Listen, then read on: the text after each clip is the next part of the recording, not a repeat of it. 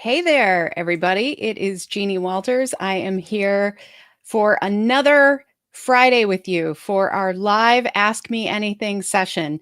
Today, we are going to be talking about how to turn CX buzzwords into meaningful definitions. How do you make sure that people are talking and discussing customer experience in the right ways to actually drive action and make sure that you're improving the experience for your customers, which is the whole point of this, right? So, as always, I have David Hornreich with us today. He is our Director of Marketing. Good to see you, David. Good to see you as well. Happy Friday. Happy Friday to you. And here in the United States, we're about to go into a long weekend. So, I hope some of you have plans for that. So, we always love to find out where you're coming from, what it's like where you are. If you have questions throughout this, please feel free to drop them in the chat and let us know what we can bring to you, what content you want to see in the future, because a lot of what we do is responding to that. So, David, anything else you want to add?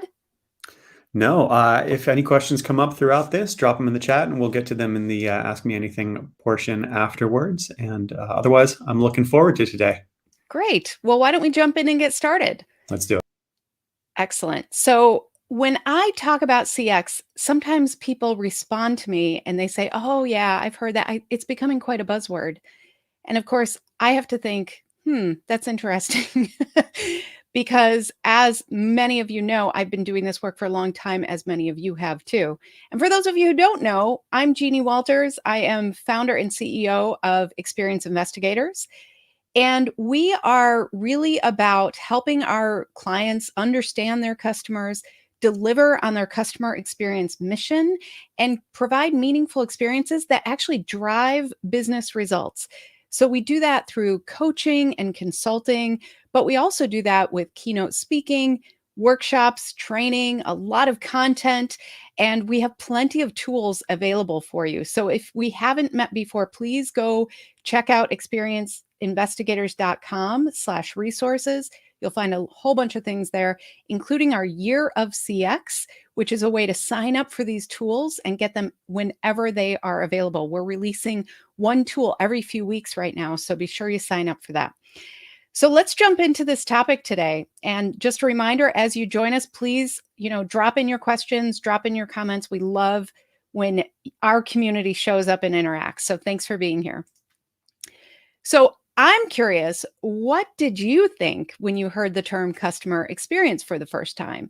And the reason I bring this up is because many of us are entrenched in this work. We talk about it literally every single day. And yet there are still people out there who have never heard this term or who have never heard it applied in a way that is really part of a business. They hear about it in passing. They might hear about it because they know it's important, but they don't really understand that customer experience is the sum total of all the interactions that your customer has with your organization, and then the feelings and the perceptions and everything else that they walk away with from that. But it's also on the inside of the organization, it has to be treated as a mindset and a strategy, a business strategy, as well as a business discipline. Because it's really easy to talk about customer experience. But I will tell you what, this is hard work, folks. We need to make sure that we show up and put in the effort for our customers so that we can drive those business results for our organizations, so that we can meet our own goals, not just organizationally, but also as leaders ourselves. So I really encourage you to think about this as the two sides of that coin. What's it like for the customer? But then what does this really mean for us? And the more that we can bring that to the table in our own organizations, the more that people start realizing this isn't just a talking point. This is how we do business. This is how we show up. And all of that, when done well, has to be connected to our vision, our organizational vision, our values, our organizational mission, and really our definition of success. And that's why one of the tools we have is called a customer experience success statement. It's there to help you really think through, what does customer experience mean and how will we define success at this organization? Because we saw that was missing in so many places. today, what we're going to dive into is this idea of buzzwords. And I picked my top 3 that I think actually have meaning that we should make sure that we are representing with the meaning that they have. But I'm curious about the buzzwords you think really are important, those things that sometimes get dismissed, but if you understand the meaning of them, what's really important? How can those drive forward?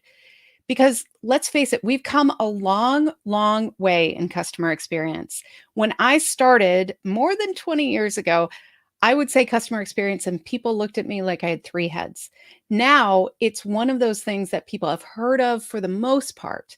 But again, they might dismiss it as a buzzword, as lingo, as something that you can talk about, but not really do. And we're here to, get rid of that myth because obviously customer experience is something that requires effort and takes effort, but it's also so much more than a buzzword. And I know that I'm passionate about this and I'm speaking to a passionate audience about this. So you know that feeling when somebody says it's a buzzword. It's a little crushing, isn't it? So when we are talking about CX in that way, it's really important to understand that in some organizations, they define CX based on the tactics that they think are serving. So what I mean by that is sometimes in organizations, they say things like, oh, yeah, we have CX here because we have somebody in charge of our NPS program. Or they even use things interchangeably. So instead of talking about customer experience as the sum total of those interactions, as that relationship that we have with our customers, they actually talk about it as the CRM system, the customer relationship management system, or the customer data platform. And so they reduce it to the technology or the tools that we use or the metrics that we track. They sometimes reduce it to a survey program. They sometimes reduce it to things like, oh, we have a great customer experience program because in our contact center, we reward a contact center agent once a month who has a great call. Well, that's part of a great customer experience program, but that's not all of it, of course. And the other thing is, it's not just a program when we do this right. It's that strategy, that mindset, that discipline. And so the more that we can talk about that as CX leaders, the more we're going to get people on board who really understand that this is meaningful and it matters throughout the organization. So when we look at buzzwords specifically, of course, there's CX, which sometimes is reduced to a buzzword. But today I want to talk about 3 specific words that we're hearing more and more of. And I want to make sure that they don't get reduced into buzzwords because I think they're really important and their meanings are super important too. So the 3 buzzwords we're going to be talking about today are engagement, culture, and transformation. And so I'm sure as I say these things, some of you might be rolling your eyes already and saying, oh my goodness, engagement. Do we have to talk about that again? And I understand that some of these are tossed around a lot without much meaning in your organizations. And so I encourage you to really think about how can we give these words real meaning? And the first one is engagement. So customer engagement is where we start because you know what? When we are talking about engagement, we are talking about how do we keep our customers active with us? How do we keep their interest? How do we connect with them emotionally? That's really what we're talking about. And I can't think of anything more important in customer experience than connecting with your customers emotionally because emotions drive decisions because emotions actually set the stage for how they feel about your entire relationship. So an emotional interaction point actually leads to a perception overall about their customer journey. So it means building the customer experience with your customers, not just for them. It means making sure that you are inviting them into the process, that you are co-creating, that you are also making sure you're really tapped into listening and looking for those emotional responses to drive your decisions as an organization as well. Customer engagement, that is important. So let's not minimize it by saying that it's something like, well, they opened an email. That is not necessarily engagement. What we want to look for is that entire customer journey. How are we engaging with them in meaningful and emotional ways? Now, the other side of this coin is employee engagement, of course, because when we are looking at how do we deliver on our customer experience, the employees are absolutely the number one driver of that. And so if we don't have engaged employees, if we don't have people who are invested in the purpose and the vision and the customer experience mission of our organization, then they're going to clock in and clock out and maybe do the bare minimum, but not really look for those opportunities to improve the customer journey. They're not really going to look at how their work drives the organization in meaningful ways. And you know what? Engagement is considered a top challenge right now for 36% of businesses. And I would say that's creeping up a little bit, excuse me, because as we've had more and more remote work, people who, some people love it, some people didn't. But either way, leaders were really struggling with how do we can't see them every day because it happened so quickly. They didn't really get the skills to do that. Some leaders are very effective at this, but I would argue it's bigger than that. It's not just about how employees are engaged day to day with their leadership or with the rest of their team. It's about how are they engaged with the purpose and the vision and the values of what they do on behalf of your customers. When you really find employees who are engaged, they start by telling you about what they do for the world. They understand that what they do is important for the customers they serve. So that's where we need to get engagement. We need to make sure that they have the tools to deliver on the customer experience and connect everything they do with that vision, the values, and that customer experience mission. And then we get to culture. And culture is another one where it can feel kind of vague and nebulous. What is culture really? Well, it's really the entire environment and the how of how we do business. And so this affects everything from how and who we hire to how we actually post that job in the first place. What expectations are we setting for employees? What accountabilities do we have for employees? What are we saying is important to us? There are certain places that I've worked with, certain organizations, where they have very different cultures, but they still work.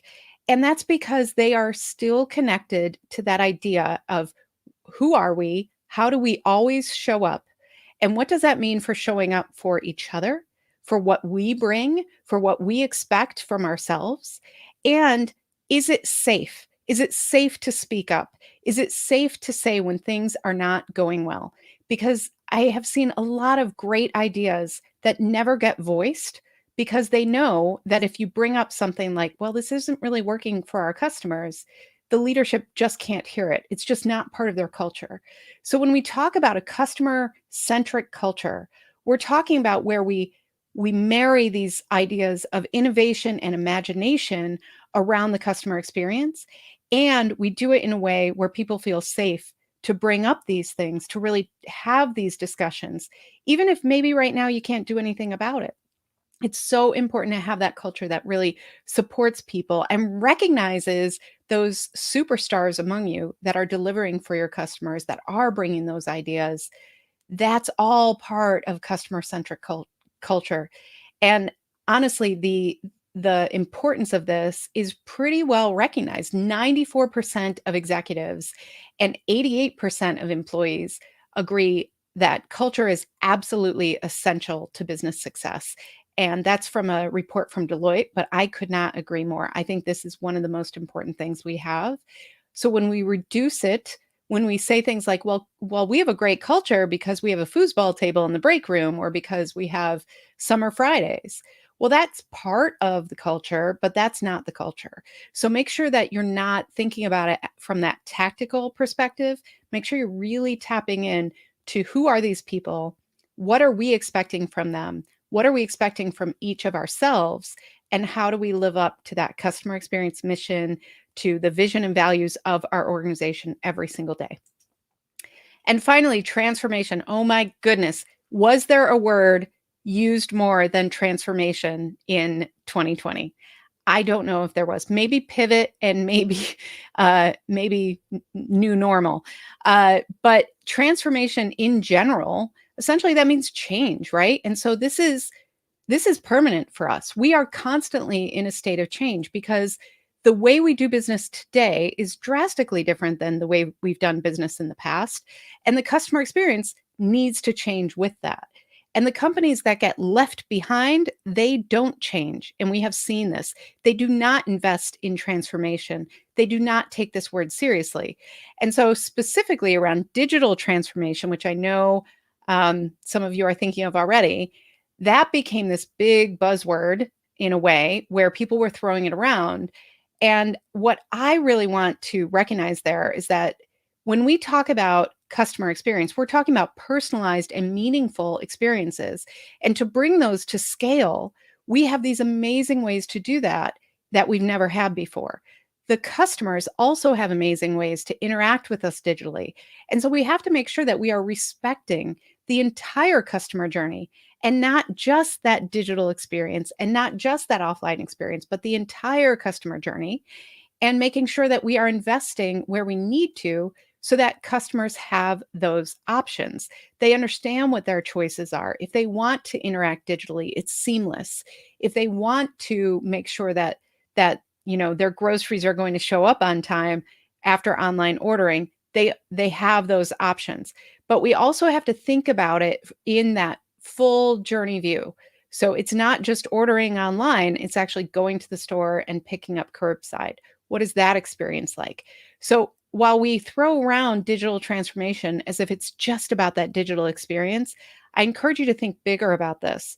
One of the things I've been talking about a lot when I get interviewed on podcasts and things like that, sometimes they treat this like let's flip the switch. Like, oh, after digital transformation, what's going to happen? And that always takes me a little back because really, we're going to be transforming from here on out. I do not see an end to where we say, oh, okay, we're done. We've got it 100%. We're good. Because there will constantly be change. The evolution is happening so much faster than it used to with both technology and with people and their expectations that we have to keep up in bigger and better ways. And that's how I look at transformation. How can we really change alongside and ahead of our customer expectations? Part of that is digital, but it's really about the entire customer journey. 67% of companies are generally capable of adapting to tech disruptions in the next 3 years. So what does that tell us? Well, that tells us that a lot of them are not.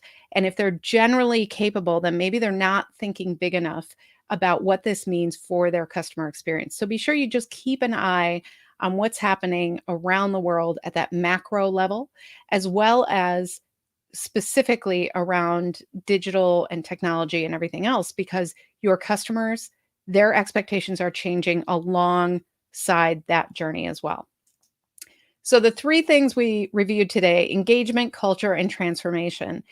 They are definitely buzzwords that are thrown around. I encourage us to stay true to their meanings, because if we are talking amongst each other, if we are sharing ideas with our teams in our organizations, and we are using words that maybe we are defining differently, or maybe we are dismissing, or maybe we are approaching with a different lens, then the communication isn't as effective. So when we look at these things, I really encourage you and challenge you to see beyond the buzz. And if you feel like it's becoming a buzzword that doesn't have meaning in your organization, share a definition. And we're actually hoping to help you with that. We are developing a CX glossary. And as I've stated before, I'm not Merriam or Webster here. We're not trying to be the one source of truth. We're just trying to share how we view these words so that you can share these when you are in your organization, or when you're referring to our resources, that you actually have a way to understand, what is this exactly? So we're working on that. That will be released actually next week. So if you haven't signed up for our Year of CX program, now is the time to do it. You will get that glossary the minute it comes out. And then we will be updating it as well. So we understand that language evolves. We understand that we're going to get great suggestions from all of you about what to include that maybe we didn't. So this isn't supposed to be something you put on the shelf. This is a living, breathing document that we're going to build together, which I'm really excited about. So if you haven't signed up for that Year of CX, please do that today. And if you have suggestions for that glossary, we would love to hear those too. So at this point, I would love to hear your questions, your words, your discussion about what all of this means to you and how you define these words amongst yourselves. Yeah, and I want to start. Tyler's feeling silly today. He says, can't we just transform into a culture of engagement? Is that not well enough defined? That's a I good like bumper that. sticker. Yeah, yeah, it's easy. I've got a great question from Johnny, who joined us. I think that, Johnny, this might be your first time, so welcome. Hi, Johnny. Big question here, but so by its true definition, I'm struggling to find whether the company I work for has a true customer experience group or team. The values and characteristics are absolutely taught and encouraged from the C-suite. And between our operations and marketing department, there are pieces of the puzzle there. But as a young professional in the marketing department who sees the value of a non-disjointed CX group, I love non-disjointed, how would I initiate that conversation? Yeah. So one of the big conversations that's happening in customer experience is this idea that what's better, a centralized CX group or what's called a federated CX organization. And there are pros and cons to both, in my opinion. I think you need a centralized source of truth. And that's why we really encourage those foundational pieces, the customer experience mission statement, the customer experience success statement. If you have those two pieces that everybody agrees this is what customer experience is and what we're trying to do, then if you get that federated model, what that means is that you have people throughout the organization who are kind of tapped as CX ambassadors, CX champions, that type of thing. Often it is like tacked on to another role that they already have. Sometimes we can, find people who make this more of a leadership position within an organization, which is great. But in the real world, sometimes that's not exactly how it works. So if you have those two foundational pieces, as well as are reporting out what you're finding out about customers on a regular basis. So you have a dashboard, you have storytelling, you have all those pieces. Then you have these CX champions, and you can start really working together to say, what are we doing in marketing? What are we doing in technology? What are we doing at the contact center? And start working together to make sure that you're delivering a cohesive and consistent customer experience. But you might not have that centralized CX team. In some cases, the CX team is really tasked with insights. They are there to get the feedback from the customers, to report it out, to decide what other feedback is needed, and sometimes to help prioritize the improvements. That is a great way to do it. But if you can't do that, the federated model can work and sometimes works better, frankly. But you do need to bring people together to prioritize those improvements, because otherwise what happens is sales says, we're going to improve the customer experience in this way because we heard it's a priority. And somewhere down the line, they improve something else. And if they're not talking to each other, then the customer has a very inconsistent experience. And sometimes that means their expectations are set poorly in the sales process. And then something doesn't happen because inside the organization, we didn't talk to each other. So you still need to have what I sometimes just call a CX team or cross-functional team.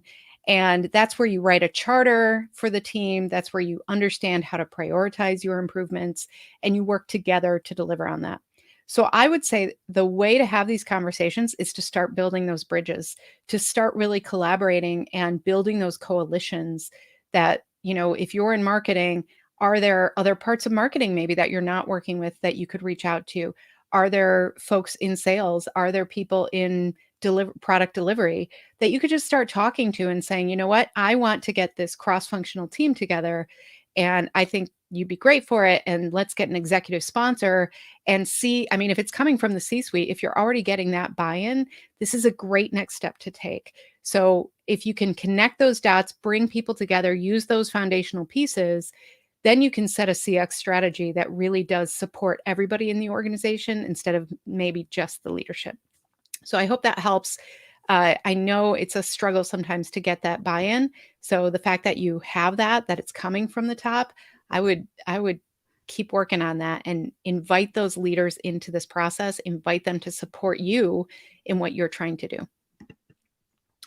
And Jeannie, you mentioned creating a CX charter there. So I did drop in the chat a link to an article that you wrote, actually, Right. for how to create your CX program charter. So I hope that's helpful to you as well, Johnny. Want to highlight something that Thais brought up when you were talking about during the presentation, that we should aim for emotional levels, that loyalty comes from emotion, not just as a result of satisfactory ratings. And then I wish we had like a drum set. I know we need like a gong or Yeah. something to just Don't tempt me. I have a gong. So just so you like, know, and I have a cowbell. So wow. maybe next time we'll have some sound effects. We could get a whole band going. Mm-hmm.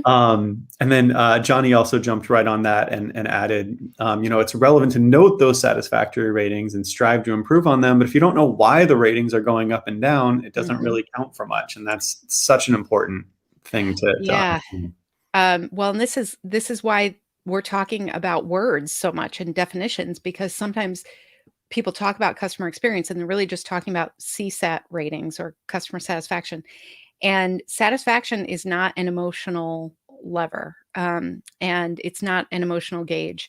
And so we really do have to make sure that we understand there are places where CSAT is really useful and important, but we have to make sure we're looking at things holistically. We are understanding the entire customer journey, and we understand where to measure what, because that's the other thing that happens is sometimes people have a blunt object, like they say, well, we do NPS. And what that means is, on March 1st, every year they send out an NPS survey, which can be useful. But if it's not within the context of the entire customer journey and understanding your customers way beyond that, then it's not nearly as useful as it can be.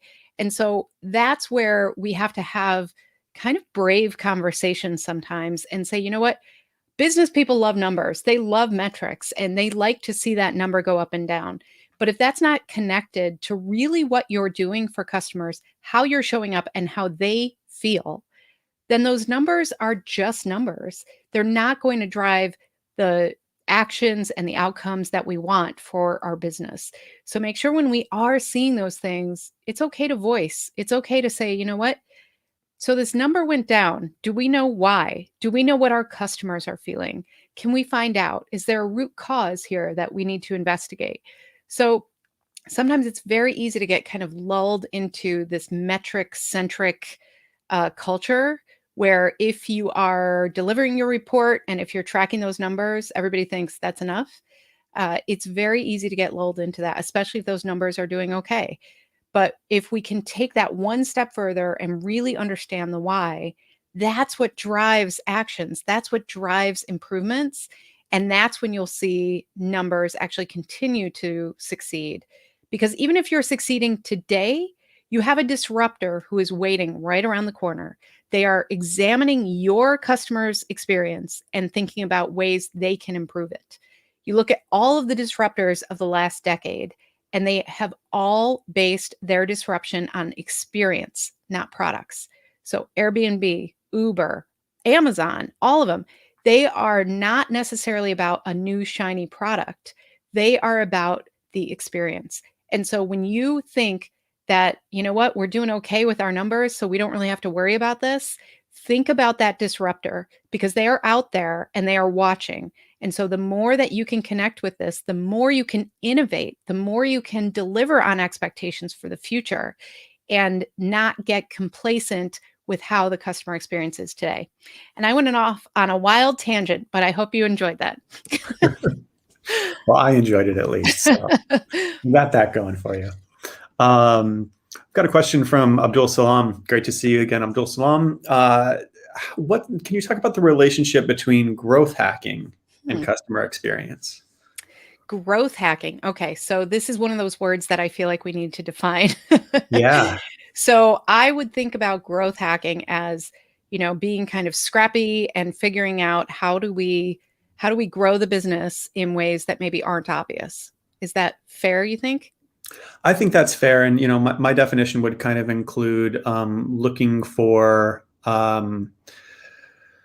ways to kind of quickly and efficiently collect user data to be able to then apply that to future Mhm. iterations of what you're creating.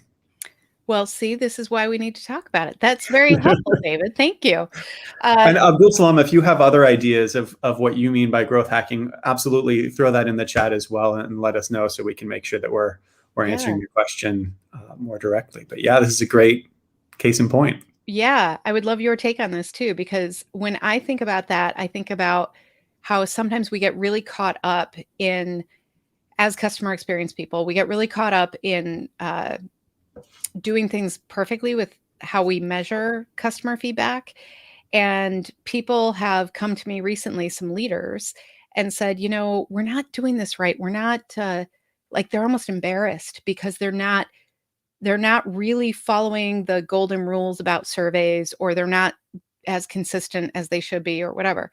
And these are not necessarily small companies either, but I think what that shows me is we've gotten away from the intentions of customer feedback measuring, and really that's to understand our customers, to deliver more for them. So when you think about doing this quickly and doing this in a way that we can get immediate feedback and then act on it, I mean, there's so much potential there, right? We could roll out A/B testing and get some immediate feedback, make some changes. We can do things like a pilot for our best customers. We can reach out to them and say, hey, we want to figure out how to deliver for you more. How could we do that? Learn from that group so that then you can apply to the market. So I think there's lots of potential here about thinking through that, but I don't see that happening as much as it probably should. I think there are all these rules, right, around best practices, around how often, and now we've got all this great technology, but sometimes that takes a lot of effort to get going as well. And so if we have the option to just get feedback where we can and close the loop with those customers, very important, but also turn those insights into kind of immediate innovation and try things out, I think that's awesome. So, David, what do you think as a marketer yourself? Oh man. I know that the sort of marketing work that I've done to gather data often comes without context. If we're looking at how people are using a website or A/B testing different landing pages or things like that, we can get data, but we don't necessarily have the context. And I think CX acts as a bridge to kind of Mhm. recognize where does the data connect to, as many have said, the emotion. Yeah. What's driving these actions, and how can we capitalize on that rather than just saying, okay, more people like the blue button, so we're going to use the blue button. That's where I think CX is really powerful and really gets to the heart of what's going on in customers' minds during the journey. Yeah. Yeah. Thank you. That's really good context. And I think that's, this shows again, like some of how we interpret language and these words is our lens. So, and our kind of modality. So I you've heard me say this before, but like if you go to a surgeon, they're going to want to operate. And if you go to a physical therapist, they're going to tell you physical therapy because that's their lens. And the same thing can happen in business where people think, well, more marketing is the answer, or we just need to improve our efficiencies in operations. And CX is kind of that bridge, in my view, of looking at what is this really for the customer, and how do we connect emotionally with them so that, yeah, maybe we do need more efficiency in our operations, but let's not do that at the sake of customers. And I think that's something that for a long, long time, business didn't really consider. It was very much like, if you're in charge of operations, you put on your blinders and that's what you do. And now we're asking leaders to build these coalitions and work cross functionally in really complicated ways for the customer. And I think we just, we sometimes lose sight of some of those more accessible ways to just try things out. Yeah. Let's get to a question from Thais. And Thais, I might need to ask for more clarification. Jeannie, we'll see if you can parse this. But so speaking of numbers, how can we present this when setting up a strategy based in experience? So I'm not 100% sure on what this I means. like that she asked for your help. I know. That's awesome. I know. Um, Um, I think I understand, but okay. I'll try. So when you're setting up a strategy, one of the hardest things to do is to talk about customer experience return on investment in ways that move your chief financial officer and your CEO and people like that. So there are two things. One, that success statement I mentioned actually goes into figuring out what drives your leaders. Think about what actually they care about. And then you can break down things like, you know what, if we had fewer customer service calls, what would that mean for our savings? How could we reduce our expenses? Because in any organization, you're trying to increase revenue and reduce expenses. And so if you can make a case for either one of those by investing in customer experience, then you can really say, like, this is why we need to improve the experience to drive our NPS forward or up, because that will lead to more referrals. What would more referrals do for you from a financial perspective? So that success statement can be very powerful.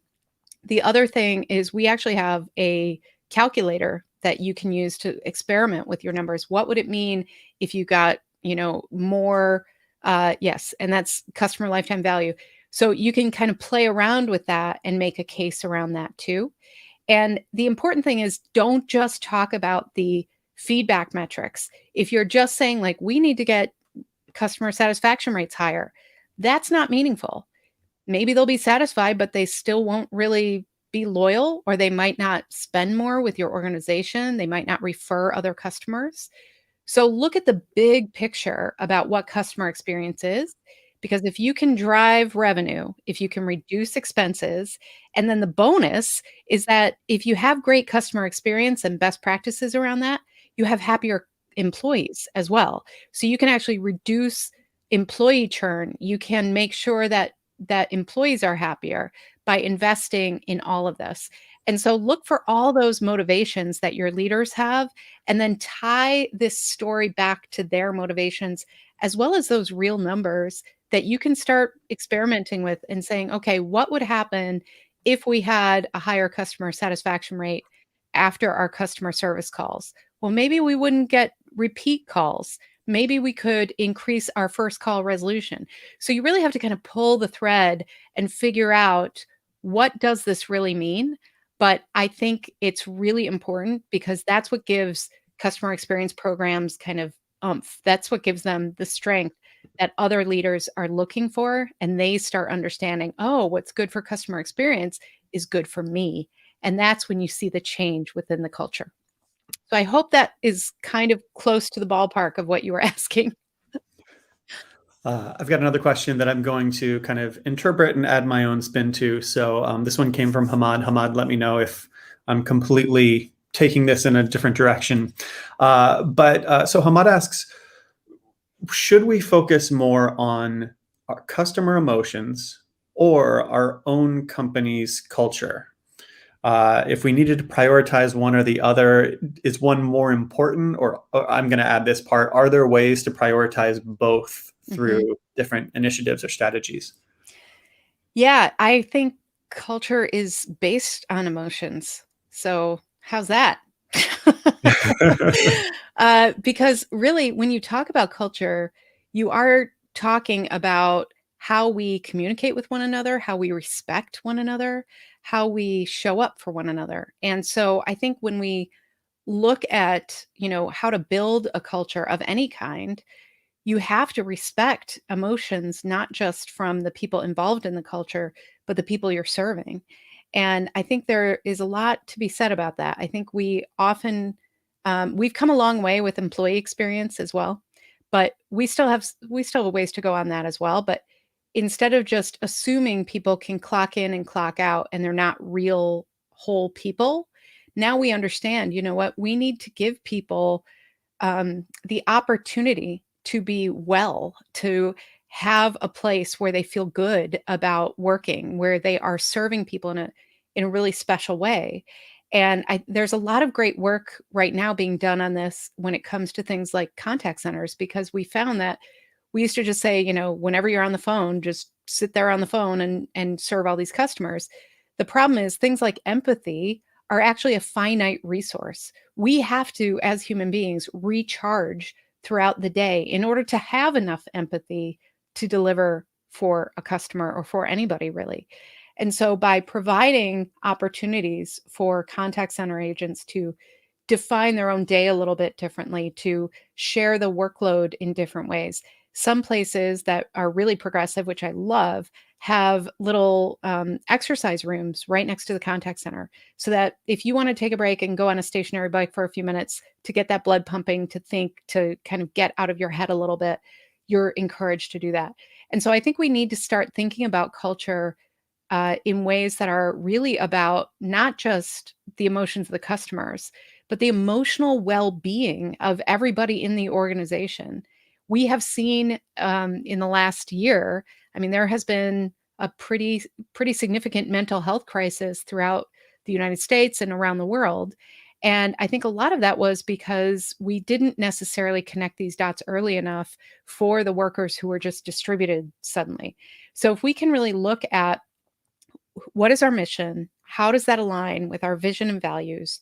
How do you, as a specific person, bring your gifts to the table? How can we make sure that you shine, that you're in the right role, that you have the right tools and support to do your job, and that you're recognized regularly for doing that job?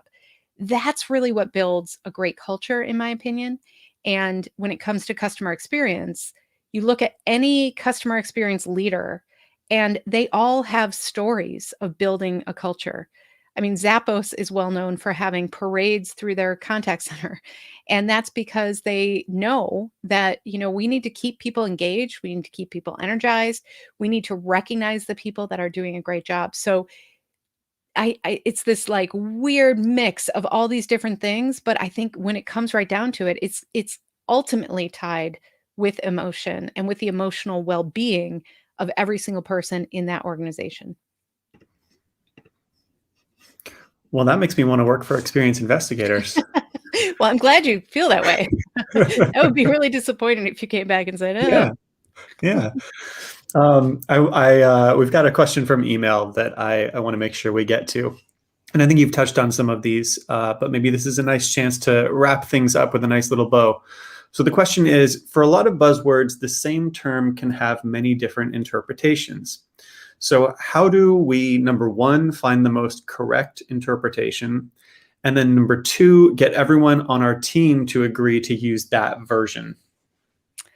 Yeah, love this. I think when we are talking about definitions, it is about communication and making sure that we are communicating the same way. And so the more that you can point back to specifics, the more that you can make sure that, when things like when we're talking about digital, that we're not just pigeonholing customers as digital customers, that as CX leaders, we are tying that back to the entire customer journey, that we are really bringing forward ideas that are meaningful. And so if you hear the word transformation and it's being tossed around, then look for ways to make it meaningful and to make sure that you are connecting in a way that gives that buzzword the meaning that it should have. Because it is really easy to make sure that, you think about all the acronyms we use in business, right? Even CX, I throw that around. Some people don't know what that means. So we also have to kind of normalize asking and saying, I'm sorry, can you back up and tell me what you're talking about there, and make sure that you actually understand it. So that's where I think we need to move. But I also think as CX leaders, our job is to make sure that these things don't become buzzwords, that we are actually communicating with the definitions that are needed. And so that's why we're so excited about our glossary, because it's a step towards that. We are hoping that it helps you with these conversations. And so just another reminder, if you haven't signed up already, yearofcx.com is where you want to do that, because we will be releasing that. And we are really interested in your feedback. This community that shows up week after week, I mean, you're our people. And so if you have feedback, if you have questions, if you have requests, we want to hear those. So please reach out and let us know about that. So thank you so much for being here today. Thank you for all the conversations and the gifts that you bring to us. We are always here for you. You can find us at Twitter. You can find us. You can email me directly. You can email David directly. You can do all sorts of things. I'm also on Instagram as well as our brand. And if you need those resources, that's a good place to go. experienceinvestigators.com/resources. But, every week I show up, I never know what's going to happen, and you always surprise me. So thank you for being here week after week with us. Thank you for fighting the good fight for your customers. And thank you, as always, for helping us live our mission, which is to create fewer ruined days for customers. As you move into all the work that you're doing for customers, as you show up here to learn more about customer experience, you are helping us live our mission. So thank you very much for that. And for those of you in the United States, have a wonderful, restful holiday weekend. And for everybody else, thank you so much for being here. And we will see you next week. Take care, everybody.